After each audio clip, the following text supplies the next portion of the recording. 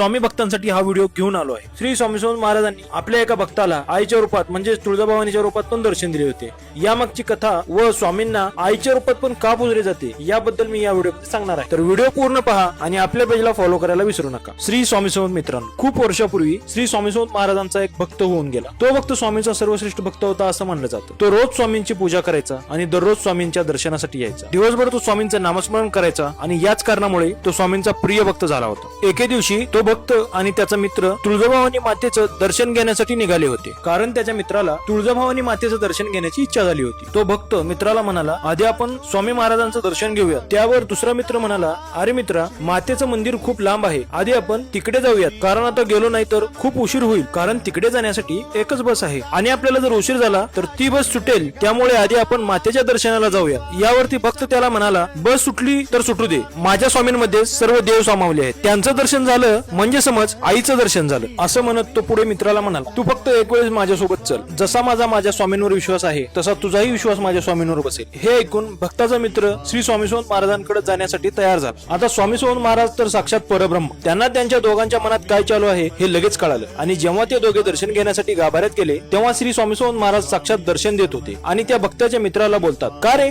तुझा विश्वास बसत नाही का की मी सगळीकडे आहे म्हणून स्वामींनी त्याच वेळी आईचं म्हणजे तुळजाभवानीचं रूप धारण करत त्या भक्ताला दर्शन दिलं। तर मित्रांनो, अशा प्रकारे आपल्या भक्ताच्या विश्वासाला तडा न जाऊ देता श्री स्वामी समर्थ महाराज प्रत्येक वेळी आपली प्रचिती देत असतात, त्यामुळे प्रत्येक भक्ताची स्वामींवरती श्रद्धा असायला हवी। तर मित्रांनो, अशा प्रकारे महाराजांनी आपल्या भक्ताला आईच्या रूपात म्हणजे तुळजाभवानीच्या रूपामध्ये दर्शन दिले होते। तर हा व्हिडिओ तुम्हाला कसा वाटला कमेंटमध्ये नक्की कळवा आणि कमेंटमध्ये श्री स्वामी समर्थ लिहायला विसरू नका आणि अशाच व्हिडिओसाठी आपल्या पेजला फॉलो करा। श्री स्वामी समर्थ।